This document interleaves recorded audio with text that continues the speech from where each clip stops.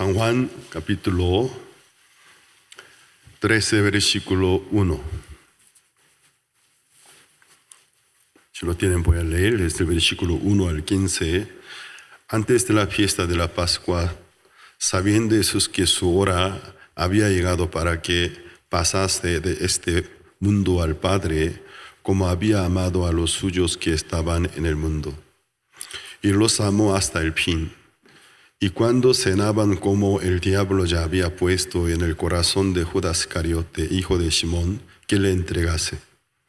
Sabiendo Jesús que el Padre le había dado todas las cosas en las manos y que había salido de Dios y a Dios iba, se levantó de la cena y se quitó su manto y tomando una toalla se la ciñó.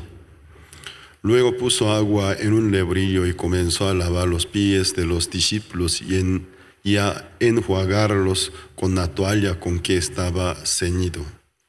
Entonces vino a Simón Pedro, y Pedro le dijo: Señor, ¿tú me lavas los pies? Respondió Jesús y le dijo: lo que yo hago tú no lo comprendes ahora, mas lo entenderás después. Pedro le dijo: no me lavarás los pies jamás. Jesús le respondió: si no te lavare, no tendrás parte conmigo. Le dijo Simón Pedro: Señor, no solo mis pies, sino también las manos y la cabeza. Jesús le dijo: el que está lavado no necesita sino lavarse los pies, pues está todo limpio, y vosotros limpios estáis, aunque no todos. Porque sabía que le iba a entregar, por eso dijo: no estáis limpios todos.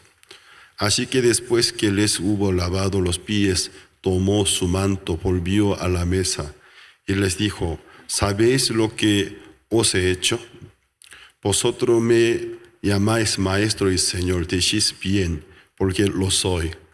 Pues yo, el Señor, el maestro, he lavado vuestros pies. Vosotros también debéis lavar los pies los unos a los otros. Porque ejemplo os he dado para que como yo os he hecho, vosotros también hagáis. Nosotros debemos tener el entendimiento. El Nuevo Testamento no se cayó del cielo de una noche a una mañana. El Nuevo Testamento tiene una conexión y relatividad con el Antiguo Testamento.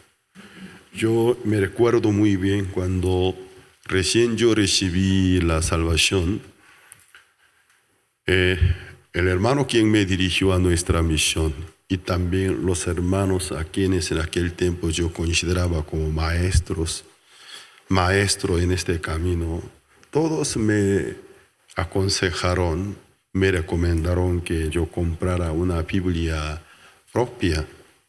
Y decía: para un cristiano salvo, la Biblia es equivalente de la espada para un soldado.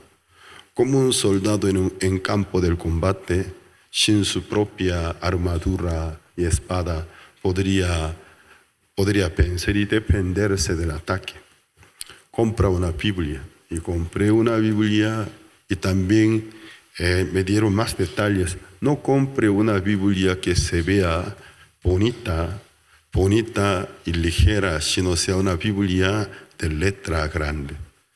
Porque los cristianos salvos, la Biblia ya no es requisitos para poder estar en el culto, sino día y tras día tiene que leer la Biblia. Entonces te recomiendo comprar una Biblia de letra grande. Por eso compré una Biblia de letra muy grande y me enseñó que por donde quiera que me fuera siempre portara las Biblias, hasta la escuela y la mochila. Me decía, en la escuela en Corea, digo de Corea, en aquel tiempo yo estuve en Corea del Sur, primaria, hablo de mi tiempo, hasta tercer grado, al día hay 4 clases. En la hora de comida se retiran porque termina clases de días. Desde el cuarto al sexto al día 6 clases. Entonces tiene que llevar su comida al lunch para poder pasar hasta muy tardes. Pero desde secundaria al día mínimo 7 clases. Entonces cada clase primaria 40 minutos, secundaria 45, primaria 40 minutos, secundaria preparatoria 50 minutos. Porque la duración de cada clase también es resultado de estudio de los psicólogos. Porque un niño más de 40 minutos no puede mantener la atención. Por eso para los niños de primaria la clase 40 minutos. Pero la clase para secundaria preparatoria ya no son niños. Se puede sí durar hasta 50 minutos.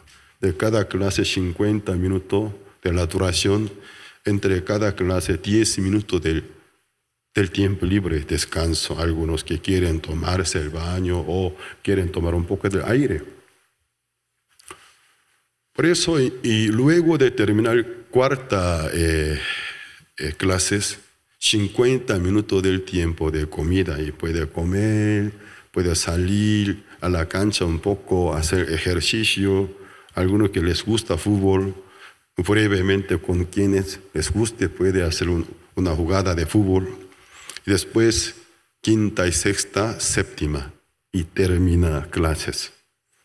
Claro, en Corea el ambiente de estudio ni siquiera es una broma, es muy serio de competencia.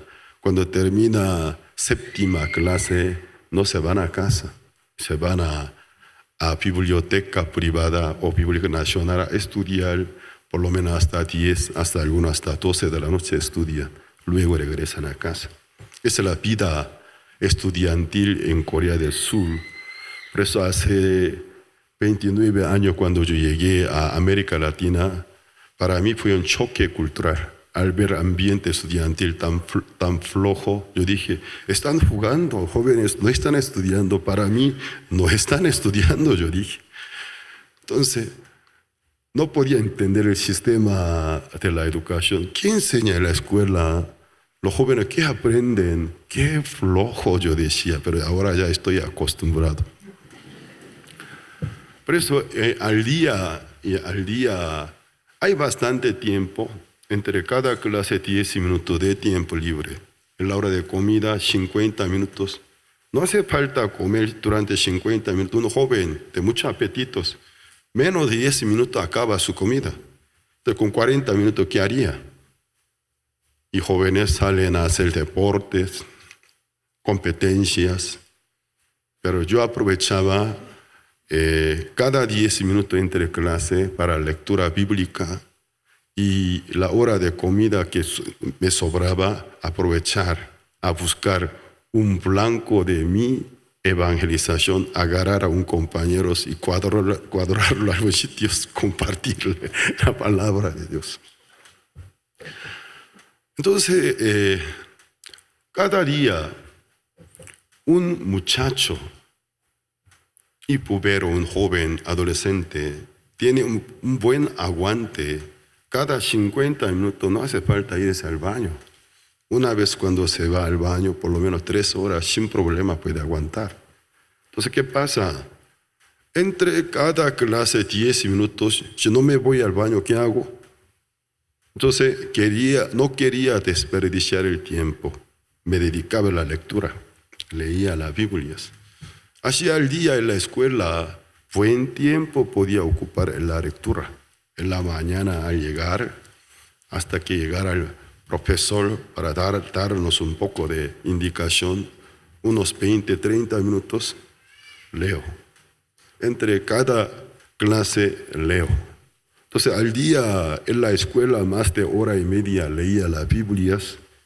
Más adelante se me pegó costumbre hasta el tiempo que me trasladaba en el autobús, o sea, en colectivos. Me daba pena para desperdiciarlos. Mejor leer la Biblia. En el bus leía la Biblia.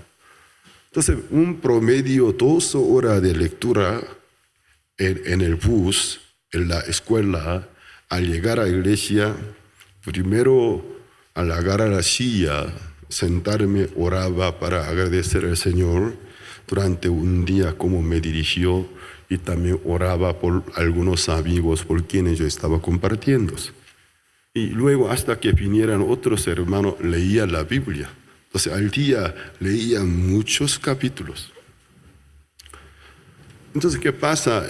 Los hermanos más adelantados que mi persona me enseñaban, hay la manera ideal de la lectura, no como algunos cristianos, podemos decir,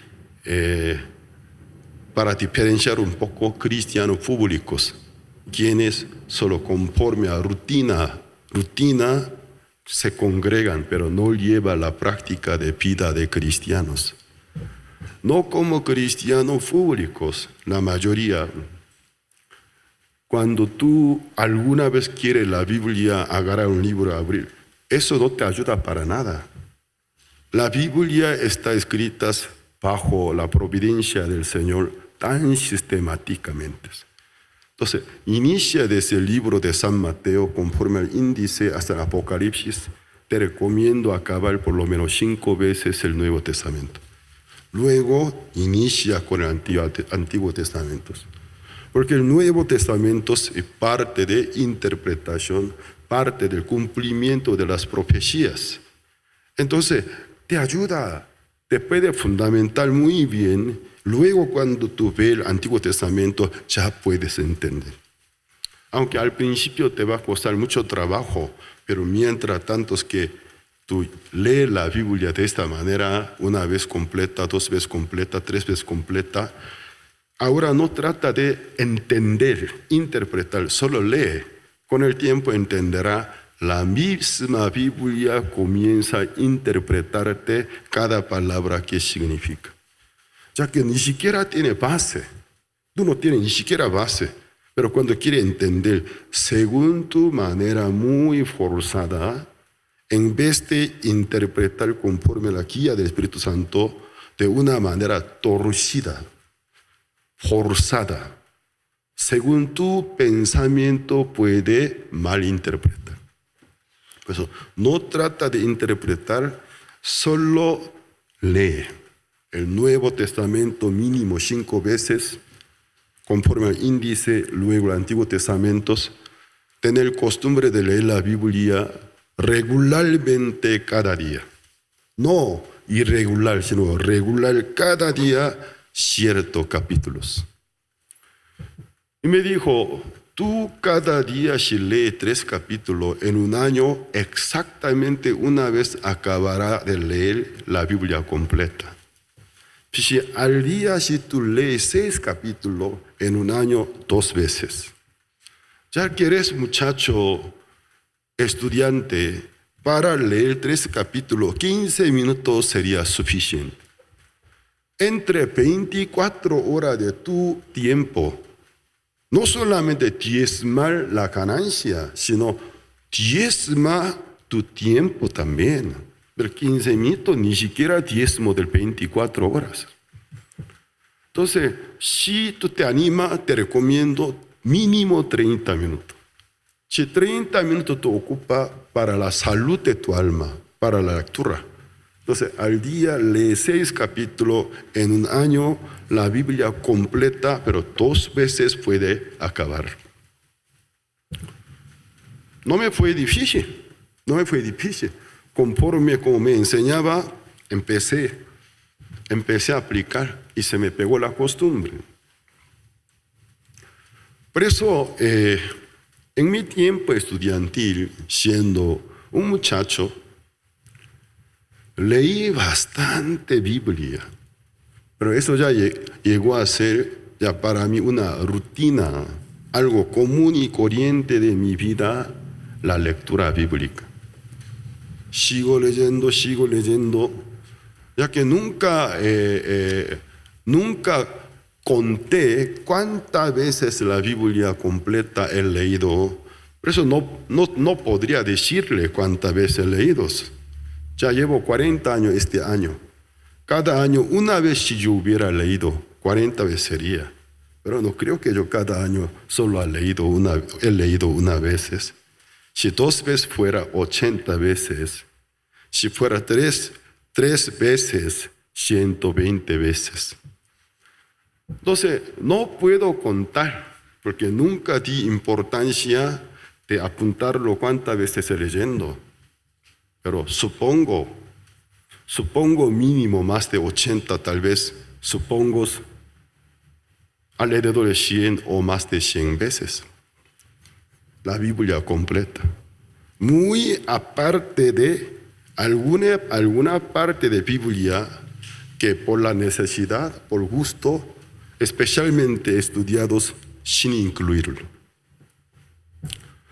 Pero ¿qué sucede? Cuando una persona vive en la lectura bíblica, la oración es una consecuencia. La palabra cuando te llena, te contagia para orar. Ofrendar, consecuencia. Predicar, consecuencia. No es un propósito, es consecuencia. De una forma natural, una persona que se alimenta bien, le emana fuerza. De la misma manera, no quiero tener la fuerza, pero tengo la fuerza. Porque estoy bien nutrido, bien alimentados.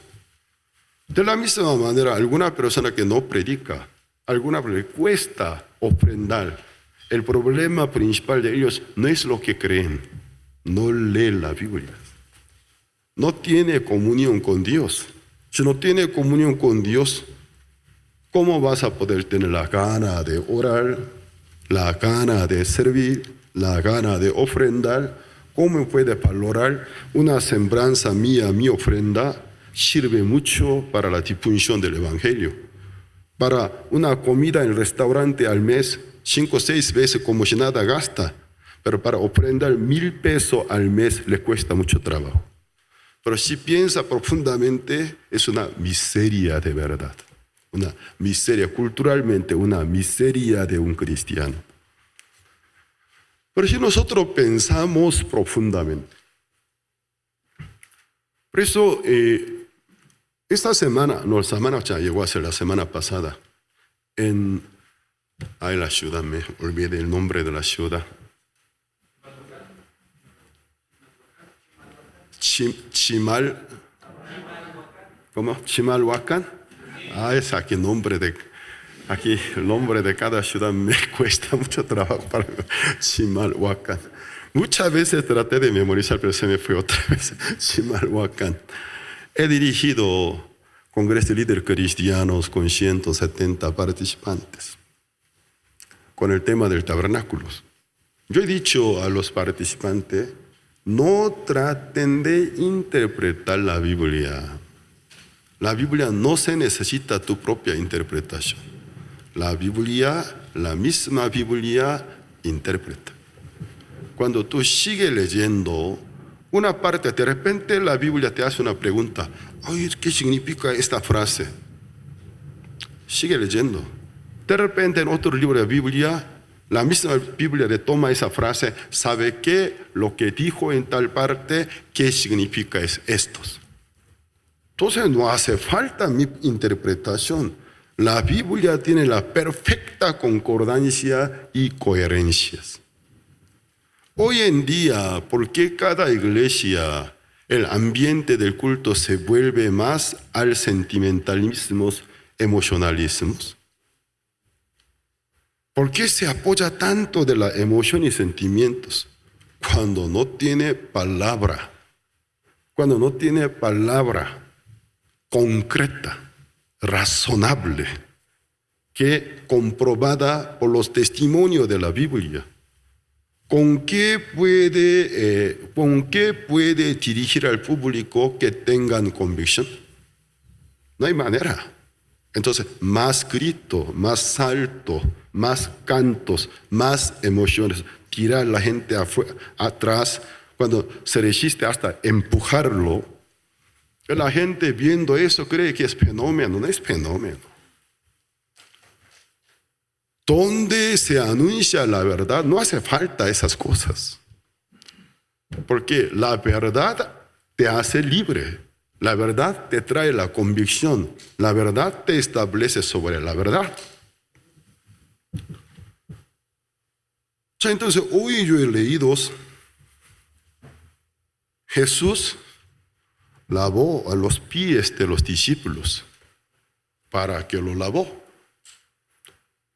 En Judea hay una costumbre de la purificación. Cuando una persona se regresa de la calle, todo el día pasó en la calle. Los judíos usaban sandalia. Cuando no usaba calcetín. Cuando se regresa de la calle, la sandalia no como hoy, la de hoy en día, tan buena. Pero la sandalia de aquel tiempo es inevitable que se ensucien sus pies. Pero a los judíos les importa tanto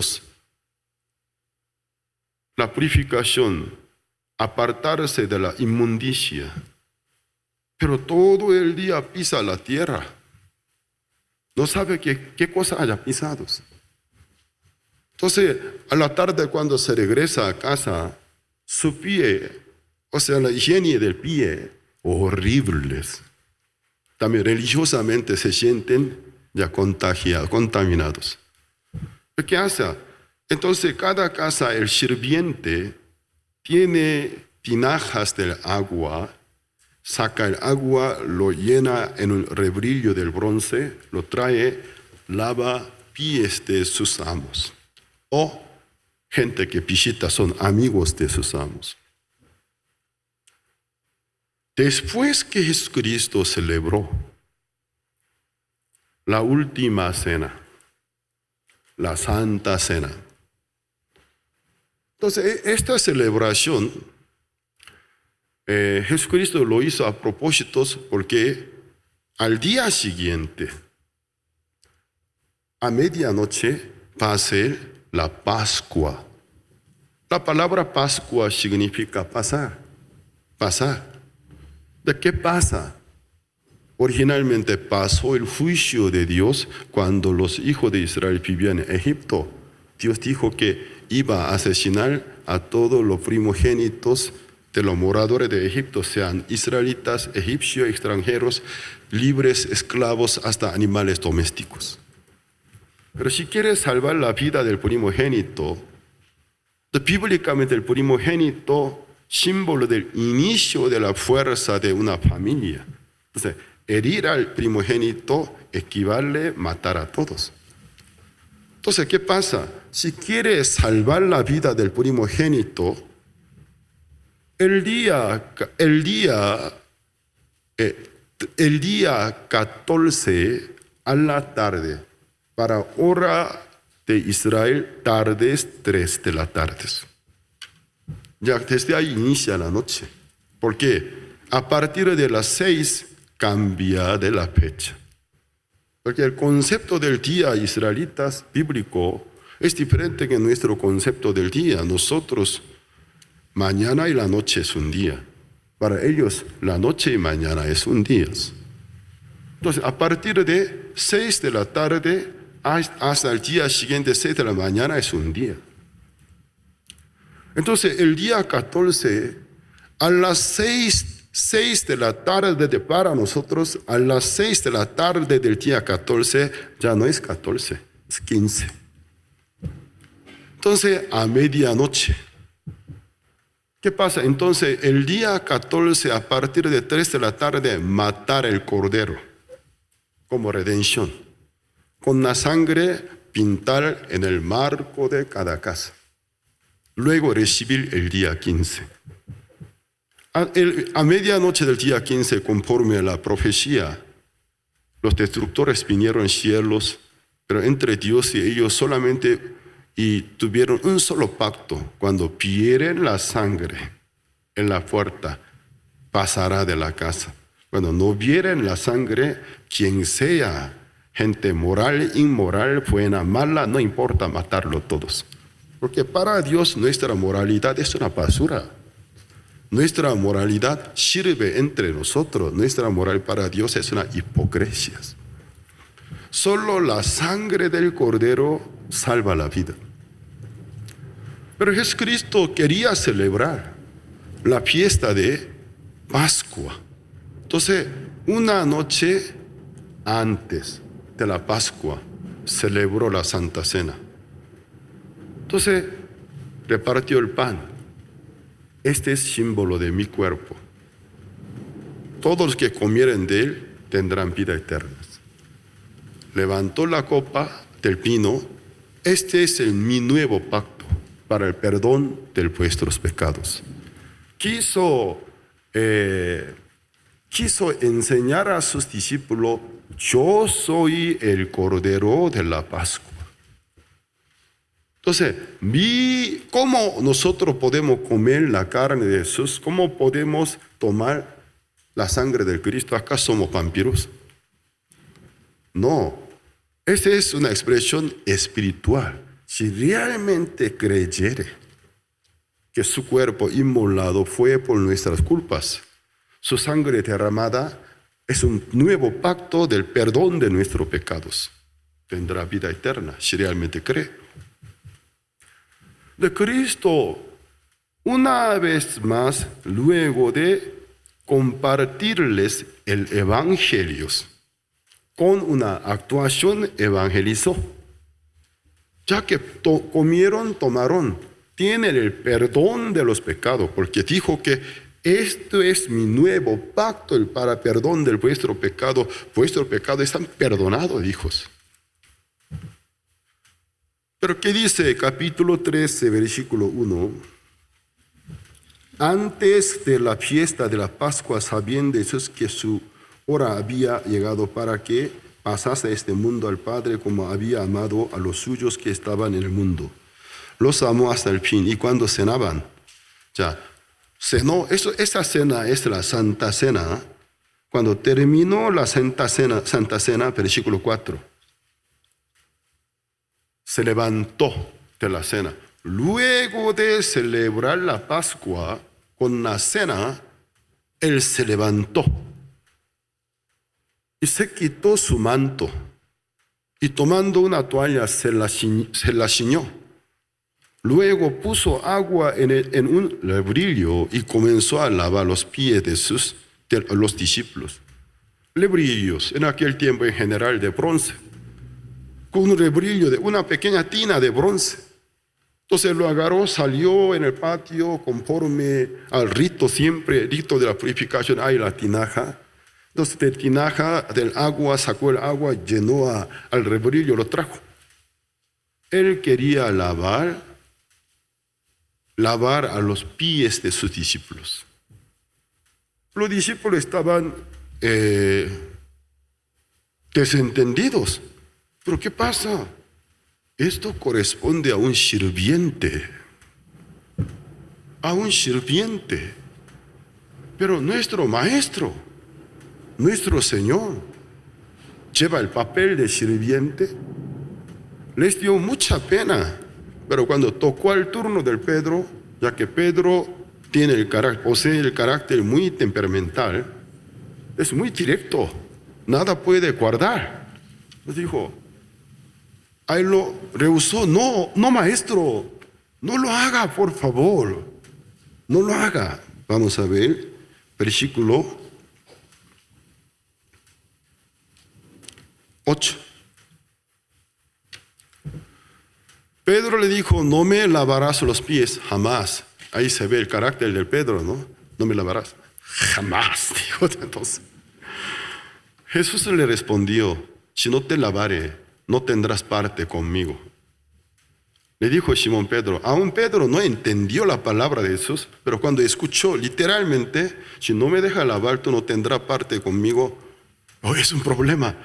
No, solo mis pies. Entonces él empezó a quitarse toda su ropa, sino también las manos y la cabeza, todo el cuerpo, báñame. Es el carácter del Pedro. Siguiente.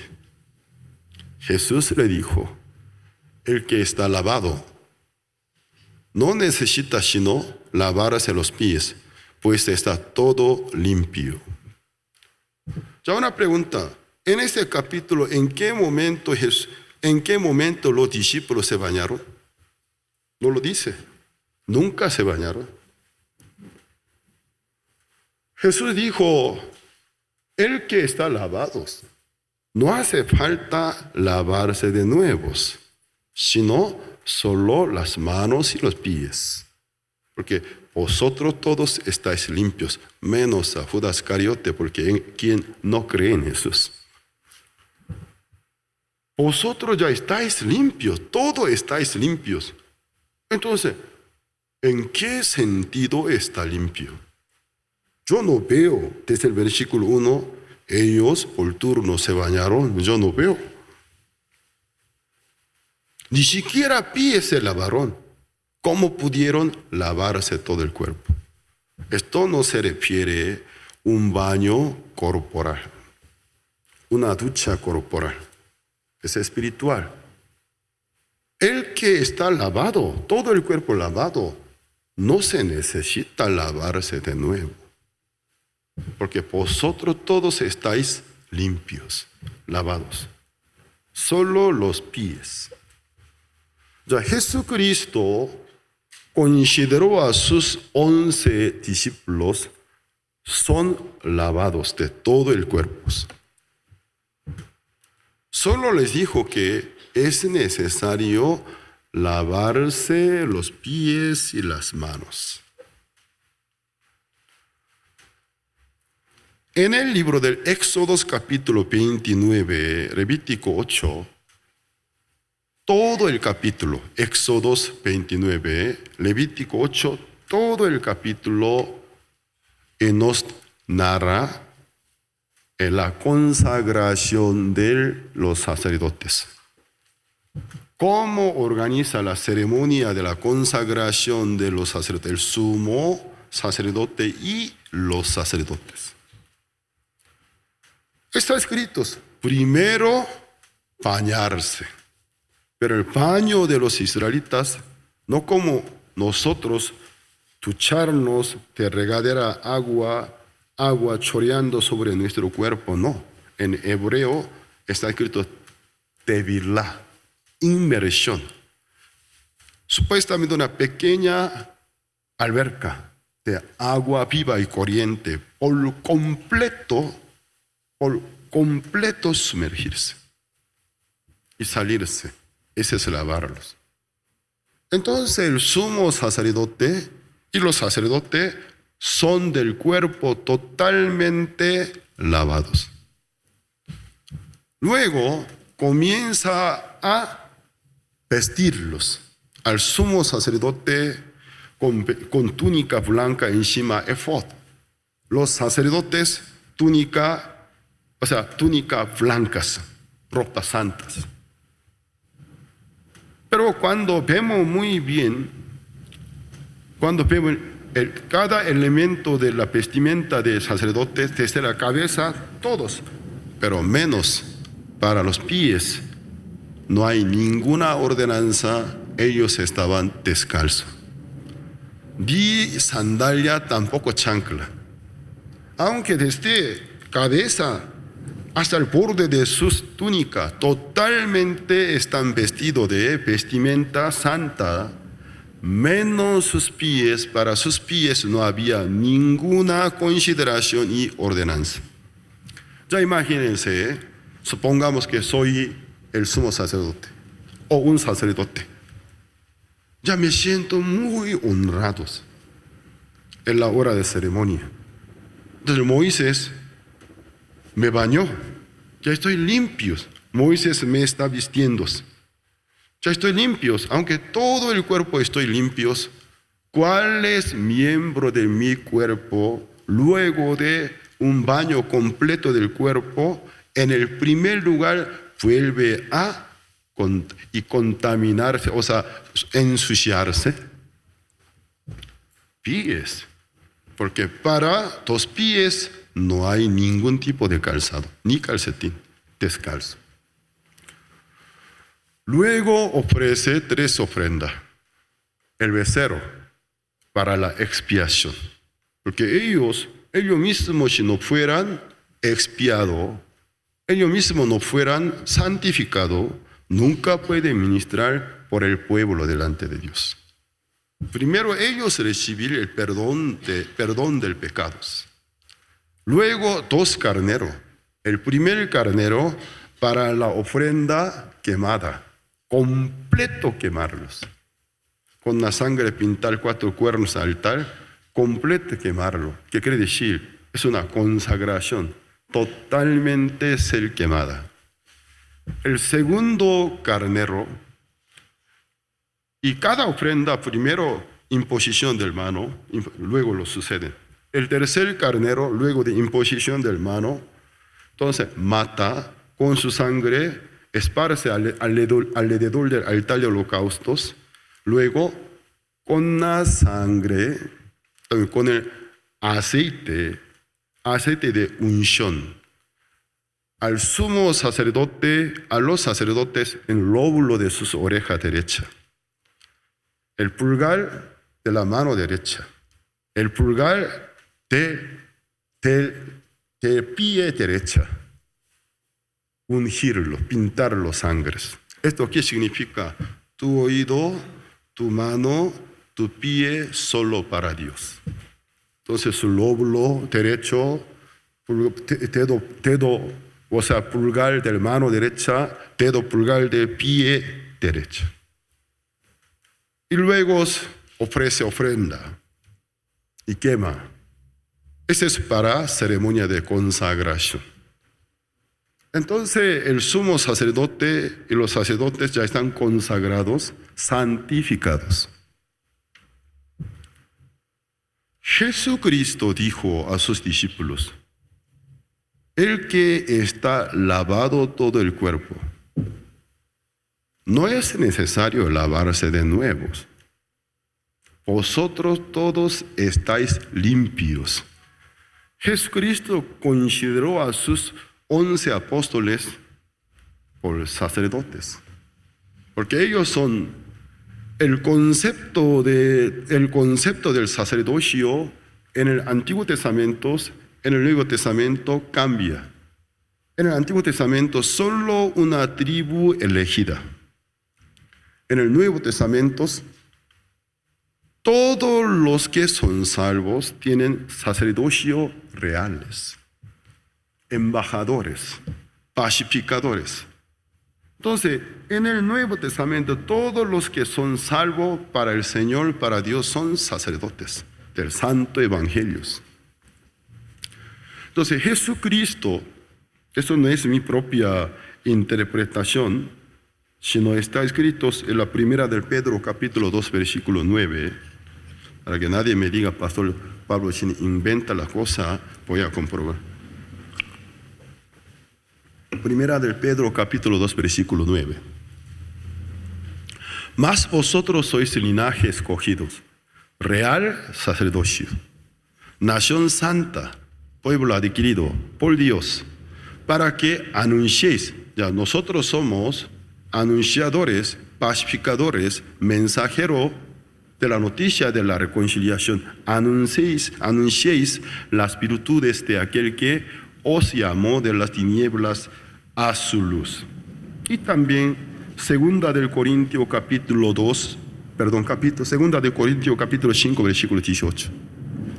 Segunda de Corintios capítulo 5 versículo 18.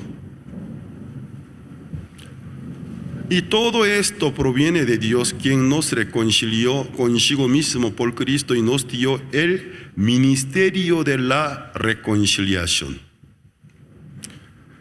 Que Dios estaba en Cristo reconciliado consigo al mundo, no tomándoles en cuenta a los hombres sus pecados, y nos encargó a nosotros la palabra de la reconciliación. En el Nuevo Testamento, todos los salvos tienen real sacerdocios, todos son embajadores, todos son pacificadores, equivalente del sacerdote del Antiguo Testamento. No me digan que el pastor es sacerdote, ese concepto es erróneo. No me digan que este es altar. Que no trata de comparar con el Antiguo Testamento. Esto no es altar, es un mueble, simple mueble. El púlpito donde a mí me facilita colocar mi Biblia y micrófonos. Esto no debe llamar, no se puede llamar altar. Cuando alguien dice que ese es altar, se le cree como único sacerdote. No es así. Eso no es altar. Este es un mueble, mobiliario que a mí me ayuda para colocar la Biblia y predicar. Tampoco aquí de desnivelación, esta tarima, ese altar, eso no es el altar. Simplemente para que ustedes me puedan ver mejor. Es un lugar un poco más alto. No es que mi rango delante de Dios es más alto, no es así. Esos conceptos no tienen nada que ver con la Biblia. En el Nuevo Testamento, todos los que son salvos en Cristo Jesús son real, tienen real sacerdocio, son sacerdotes del Santo Evangelio. Jesús consideró a sus discípulos, son sacerdotes. Dijo, todos vosotros estáis limpios por el agua, por la sangre de la ofrenda expiatoria.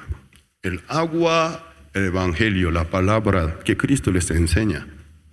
La sangre expiatoria, la sangre del Cristo.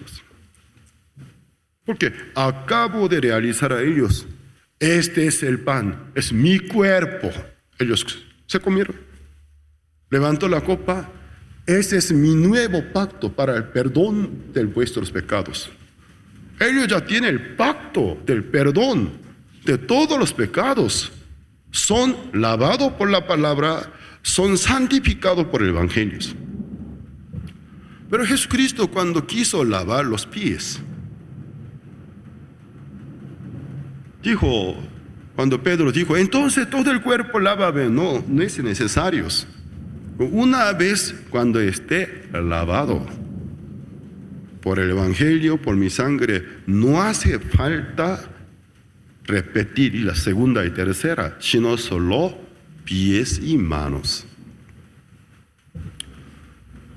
Esto tiene relación con el Antiguo Testamento. Nosotros en el Antiguo Testamento, adentro del tabernáculo donde era casa de Dios en carpa, en el desierto, podemos ver muchos mobiliarios, entre los cuales hay un solo mobiliario que Dios no dio ninguna indicación sobre su medida, su peso. Solo con qué material hacerlo, con el bronce. Mientras tanto que todo lo demás, mobiliario, utensilio, tiene su medida y su peso, pero este mobiliario, Dios no dio ninguna indicación de con cuánto kilogramo, talento del bronce, de cuánto de ancho, alto, no dijo nada. Es la fuente del bronce. La fuente del bronce. Una tina entre el altar del holocausto y el santuario, en medio, en el camino, la fuente del bronce. El altar del holocausto, por si acaso tiene mi diapositiva del tabernáculo. ¿Puede proyectarlo, por favor? El tabernáculo, completos. Sí. El tabernáculo de largos, totalmente rectángulo, 45 metros de largos y 2 metros y medio del ancho. Entonces, también 2 metros y 25 centímetros de alto. Cuando por la puerta entra del parte del oriente, porque la puerta es el oriente, se ve el primer mueble desde lejos, es el altar del holocausto. Luego se ve una tina, es la fuente del bronce, después el santuario. Entonces el altar del holocausto para gente pecadora, donde con la sangre derramada obtiene la expiación, el perdón del pecado. Pero después del altar del holocausto, El segundo mobiliario que se encuentra entre el altar del holocausto y el santuario de atrás, donde está Dios, su presencia, la fuente del bronce. Este mobiliario tiene exclusividad, solamente para los sacerdotes. Eso no tiene nada que ver con el pueblo común. Para sacerdotes ungidos.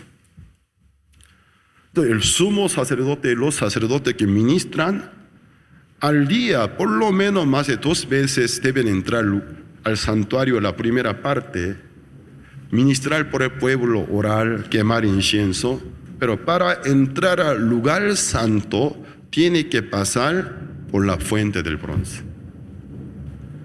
¿Por qué? Aunque ellos son lavados todo el cuerpo por el agua, vestido de vestimenta santa, expiado todos sus pecados por las ofrendas expiatorias, menos sus pies, porque vuelven a ensuciarse, porque no hubo ninguna indicación, sacerdotes están descalzos.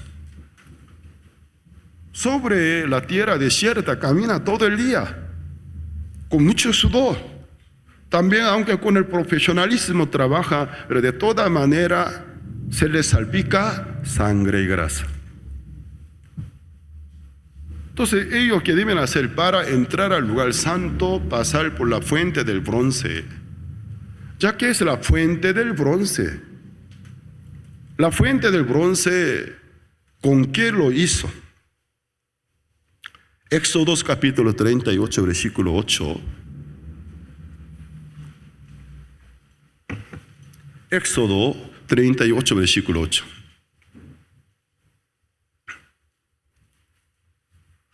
También hizo la fuente de bronce y su base de bronce de los espejos de las mujeres que velaban a la puerta del tabernáculo de reunión. Puede proyectar el espejo anterior de bronce, una pieza de bronce limada. Anteriormente mujeres usaban esta clase de espejo. Entonces, apenas se refleja la silueta. No como hoy en día el espejos que puede reflejarte tan bien. ¿De qué pasa? Cada mujer tenía una pieza de bronce para poder verse a su propio rostro. ¿Esto qué significa? Su propio criterio, prejuicio con que juzga, está bien, está mal, todos fueron entregados en mano de Dios, en un fundidor se fundieron, luego renació en una fuente del bronce. Entonces la fuente del bronce no se refiere criterio de alguna persona, no se refiere prejuicio de alguna persona. Es un juicio de Dios, porque pasó por la calentura del horno, el juicio de Dios, adentro carga agua cristalina. ¿Qué pasa? Cuando el sacerdote o sumo sacerdote se acerca, le da función del espejo. Porque limada, totalmente limado, de bronce limado, está cargado agua. Entonces el sacerdote, sumo sacerdote, tiene necesidad de ingresar al lugar santo, pero antes de ingresar al lugar santo se acerca y se agacha. Más que cualquier tipo de espejo del bronce que cada quien pudiera tener, se refleja muy bien su manera como se encuentra delante de Dios. Inmundicia, sangre, grasa, con el agua cristalino lo saca, lava sus manos y pies. ¿Para qué se lavaban sus manos y pies? ¿Cuál es el propósito? Para poder ministrar por el pueblo, para poder continuar sirviendo al Señor y para tener mejor comunión con Dios. Ahora nosotros podemos entender por qué este mobiliario Dios no dio ninguna indicación de su peso y su medida. Porque la comunión es infinita. La comunión no puede limitar. Porque nuestra convivencia con Dios en la presente vida en la venidera vida, comunión es infinita. Aquí también convivimos con Dios. Cuando muramos, estemos allá, comunión eterna. En la comunión no puede poner algún límite. Siempre estaremos en comunión. Dios dijo, el sumo sacerdote o los sacerdotes que, queriendo ministrar por el pueblo como sacerdote de la reconciliación. Pero ¿qué pasa? Gente limpia, gente santa por el agua, por el baño que tuvo, también por la ofrenda expiatoria, santificada, completamente está limpio y santo, pero 2 pies no tienen ningún tipo de calzado que Dios dio indicación. ¿Esto qué quiere decir? Todos los salvos en esta tierra tienen una parte vulnerable, una debilidad muy grande. Tenemos la perfecta salvación del alma, pero no del cuerpo. Este cuerpo tiene contacto directo con la tierra. Este cuerpo como equivalente de los pies no tiene ninguna indicación para los pies. Dios no consideró algún tipo de calzado ni calcetín. Los pies, aunque todo el cuerpo está limpio, santificado, pero los 2 pies muy rápido vuelven a ensuciarse. Dijo Cristo, todos los que estáis limpios, vosotros estáis limpios, bañados, hijos. No hace falta bañarse de nuevo. Alguien diría que la sangre del Cristo que pudo haber quitado pecados parcial de nuestra vida. Por ejemplo, del pasado nada más, hasta el presente nada más. Pero del venidero no. Es blasfemia. Es pisotear la sangre de Cristo eficaz. Fue derramada para santificarnos una sola vez para siempre.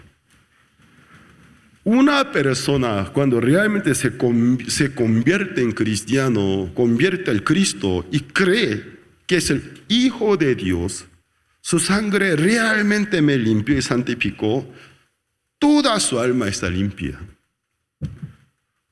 Limpia y justificada. Sin embargo, nuestro cuerpo no está exonerado, libre de la tentación, del ataque de este mundo. Porque aún vivimos en esta tierra, como 2 pies del sacerdote seguían pisando la tierra. Como los pies, nuestro cuerpo, aunque no queremos, siguen teniendo contacto con el mundo. Yo cuando era estudiante, Dios me ayudó para que consagrara mi vida al Señor. Pero mientras tanto que caminabas, póster de película puesto, hoy en día en Corea no usa ese sistema, todo hoy en día en red, en internet. Entonces, de repente, algún póster de película de los adultos. Sin querer, yo siempre, ya vi. Esa mujer semidesnuda, ya lo vi. Y también sin querer, en el bus, en el parque, en la plaza, mercado, oigo gente que habla sin grosería, gente que no puede hablar. Peores groserías. ¿Qué pasa? Nuestro oído se ensucia, nuestro ojo se ensucia, ya que oímos, escuchamos sin querer, a veces se surge el sentimiento pecaminoso. No estamos exonerados. Nuestro cuerpo como equivalente de los pies del sacerdote se contaminan. Tú no necesitas otro perdón. el perdón total te di, estás limpio por completos, pero es necesario lavar los pies, las manos. ¿De qué? Nuestras ofensas, nuestras debilidades. Entonces, con el agua del lebrillo, este lebrillo es una miniatura de la fuente del bronce. Una tina de bronce enorme, una pequeña tina personal, lebrillo. Jesús ahora, ¿qué está haciendo? Dando servicio del sumo sacerdote. ¿A quienes son sacerdotes? Yo voy a lavarlo. Jesús, ¿qué quiso enseñar? Yo no solamente una vez morí por los pecados. Terminé con el pecado, pero en el cielo yo estaré sentado a la diestra de Dios. Día y noche intercede por vosotros, por vuestras ofensas, debilidad, porque yo los conozco. Mientras tantos que los santos se encuentran en la tierra, no están libres de las ofensas y errores. Yo sé, aunque no quieran, cometerán ofensas, faltas, errores. Tienen un cuerpo débil. Yo sé.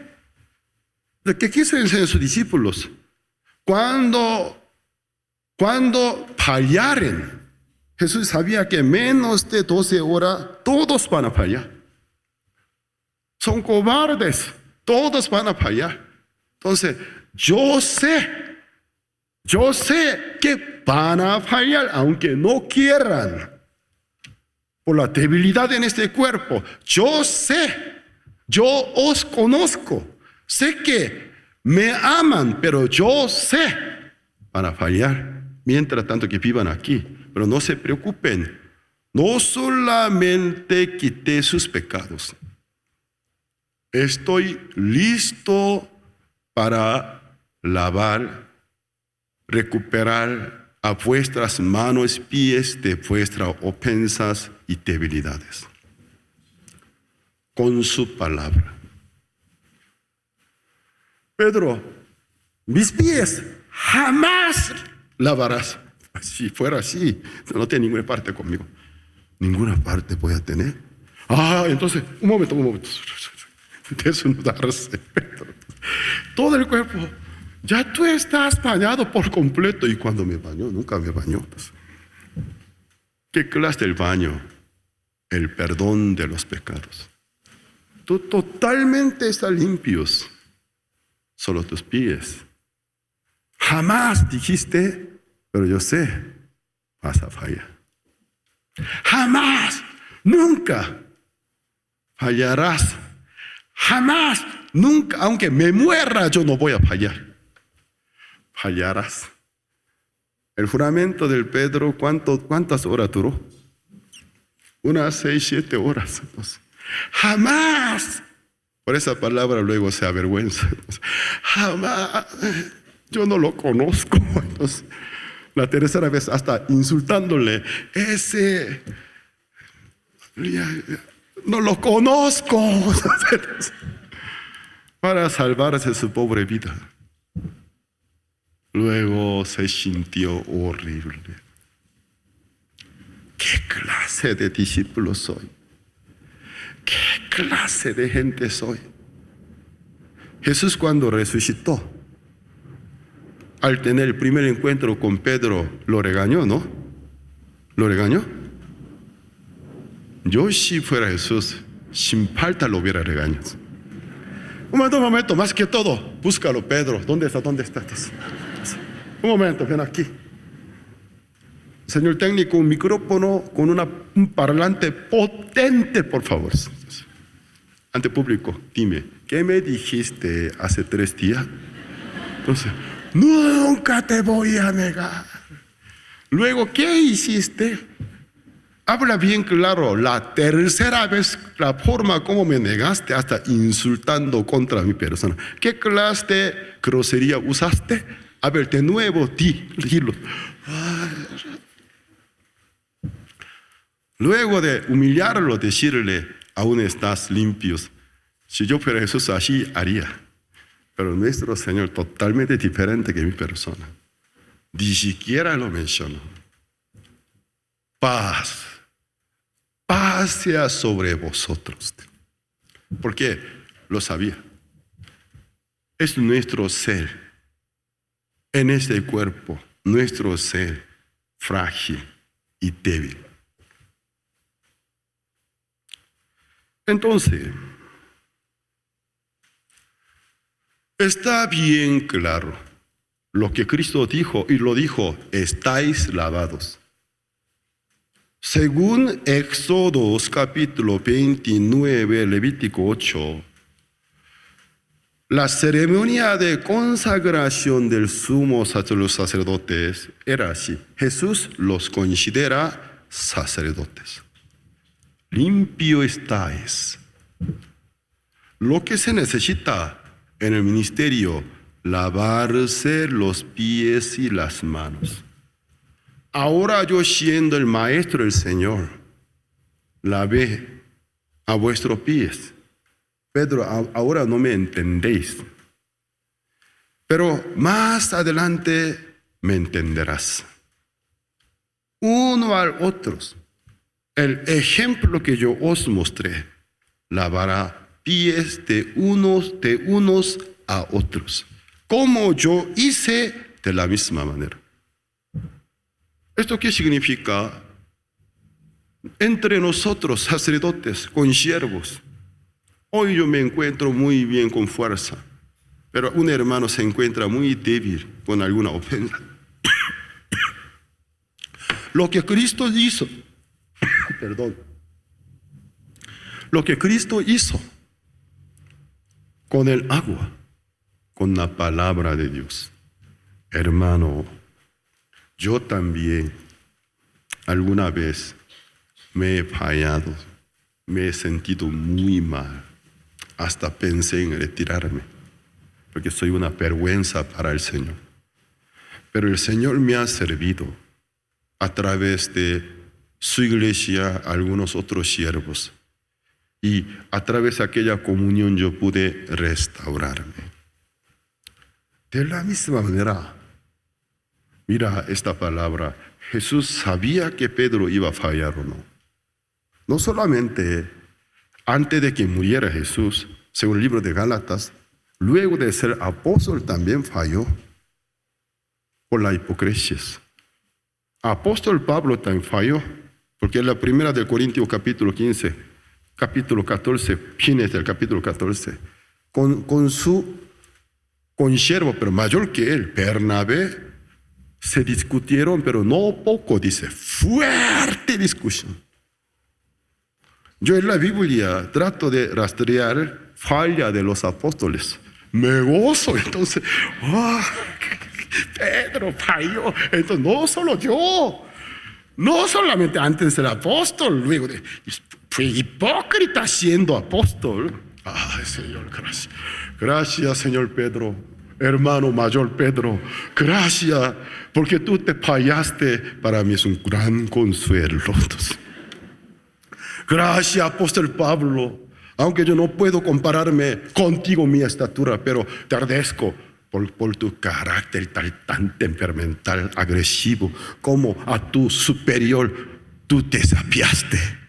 Yo también alguna vez lo hice. Entonces, ¿qué pasa?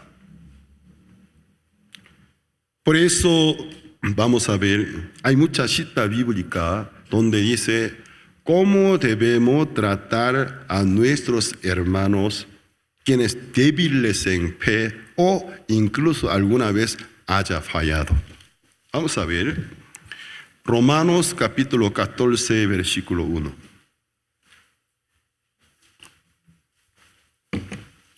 Romanos 14, versículo 1.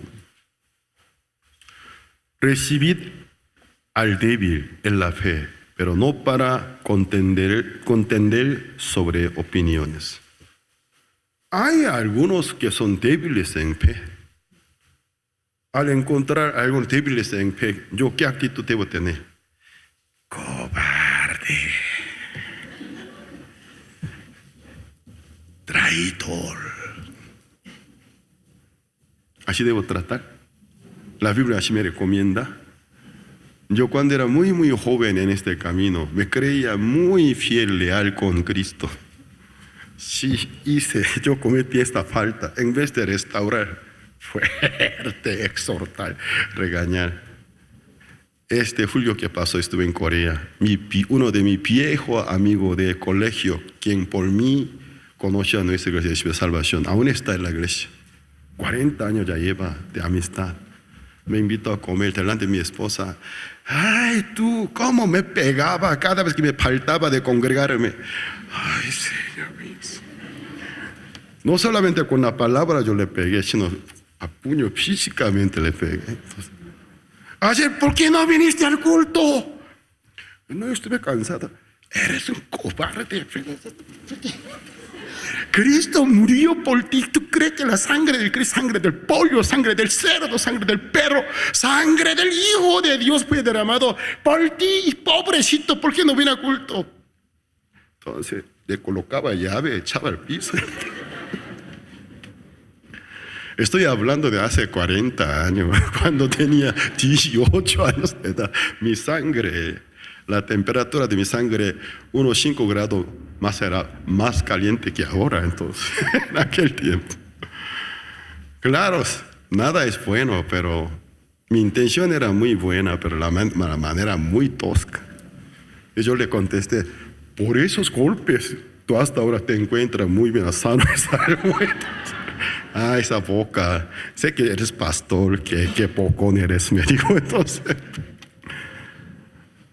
Sí, cuando era joven yo me fallé, no tenía tolerancia con quienes débiles en fe. Pero largo de este camino, Señor, a mí me mostró, yo no era tan fiel, tan leal como yo creía, también era cobarde y débil. Entonces, en vez de juzgar a otros, ¿cómo Cristo me aguantó? Sigue aguantándome. Entonces, su paciencia produce en mí la paciencia. Pero mi paciencia no es mía. La paciencia nacida del corazón del Cristo. Por eso a veces al ver a algún hermano o hermana, hasta estudiante del seminario, ay, voy a correrlos. Voy a decirlos, haz tu maleta. Fuera, largo, voy a decirle. Voy, entonces, ¿y tú cómo fuiste de verdad, Señor? Entonces, quédate, continúa escuchando un poco más. Gálatas capítulo 6, versículo 1 y 2.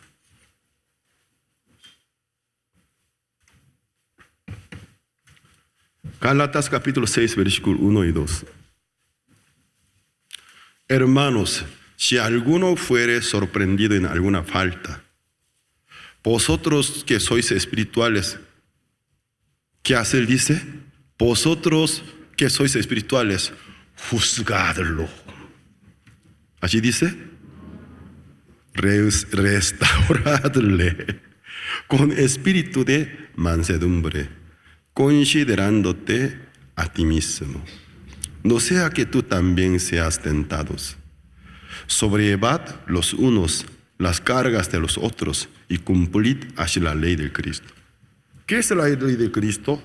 Hoy en el libro de Juan capítulo 13, más adelante, hijos, yo os doy nuevo mandamiento, dijo. Amaos el uno al otro. Como Cristo nos amó hasta los últimos días de su vida. Amar en Cristo Jesús uno al otro es el mandamiento, la ley del Cristo a nosotros. Gálatas habla de la ley del Cristo. Cada quien sobrelleva yugo de otros su debilidad. Yo, como fuera la mía, tratar de restaurarlos con la palabra de Dios. Bueno, aún hay más cita bíblica, pero por falta de tiempo no voy a leerlos. ¿No está bien claro cada palabra qué significa? Entonces, lavar las manos y los pies no significa un justo falla puede llegar a ser pecador.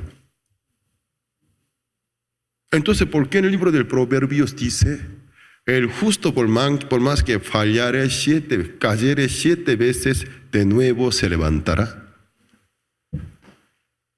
Según la Biblia, el número 7 es la perfección.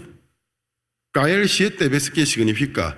Una caída que me da una sensación es derrota total. Yo ya totalmente estoy derrotado. No hay ni un poquito de ánimo ni esperanza para levantarme. La Biblia que dice, el justo por más que cayere 7 veces, de nuevo se levantará. Hago una pregunta, ¿el justo caído es pecador?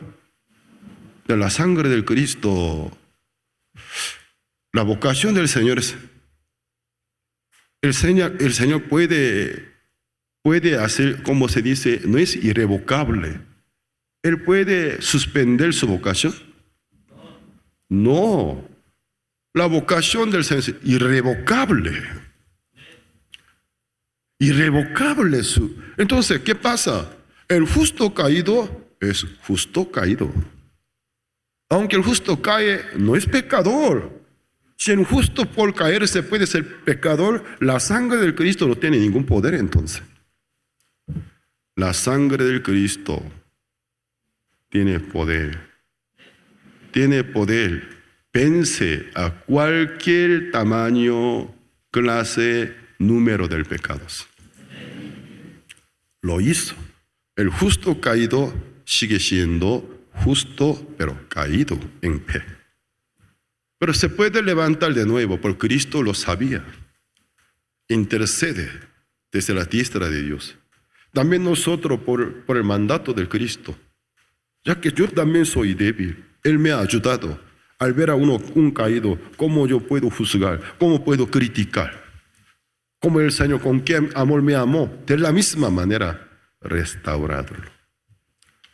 Si todavía está con alguna ceguera, hasta reprenderlo para que se arrepienta. Acepte la palabra de Dios y se restaure. Hoy he compartido con ustedes por qué Cristo lavó a los pies de sus discípulos. Usted también a Él le deje, que se les dejen lavar sus pies, sus manos. En vez de ocultarlo, lo manifiesten delante del Señor. También cada vez que nos reunamos, en vez de la hipocresía, con sinceridad, confesaos vuestras ofensas. Cada vez que nos reunimos, hermanos, a pesar del gran amor del Señor, yo todavía tengo alguna debilidad. A veces me siento muy mal. ¿Me puede ayudar? A ver, con la Biblia abierta. Es que yo soy muy temperamental. Yo soy muy arrogante. Entonces, por eso a veces cometo estas faltas. ¿Qué pasa? Amaos que el uno al otro. Esa es la nueva ley que Cristo nos ha dado. Con la palabra de Dios, atenderlo, dirigirlo, para que sea restaurados. Amén. Hoy hasta aquí compartimos. Sintoniza Jerusalén Radio en vivo ahora por YouTube.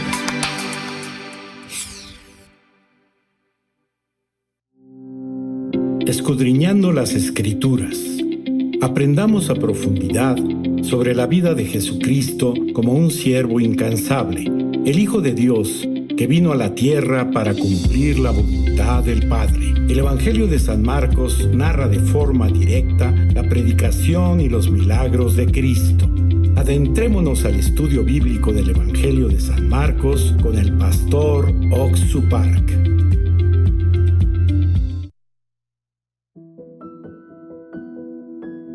¿Quieres quitar de ti melancolía? ¿Quieres tú sin locura estar contento? ¿Quieres soñar, mas sin estar dormido? ¿Quieres llorar y reír al mismo tiempo? Como libro de edificación espiritual, El Peregrino contiene un caudal de enseñanzas y estímulos que lo hace de inestimable valor para cuantos han emprendido la carrera celeste. Mi libro hará de ti, fiel peregrino, si te quieres guiar por sus consejos. Él te dirigirá a la Santa Tierra. Si de su dirección haces aprecio, Él hará ser activos a los flojos y hará ver cosas bellas a los ciegos. Oh, ven acá, coge mi libro y ponlo junto a tu corazón. John Bunyan, versión métrica del pastor y poeta Carlos Araujo.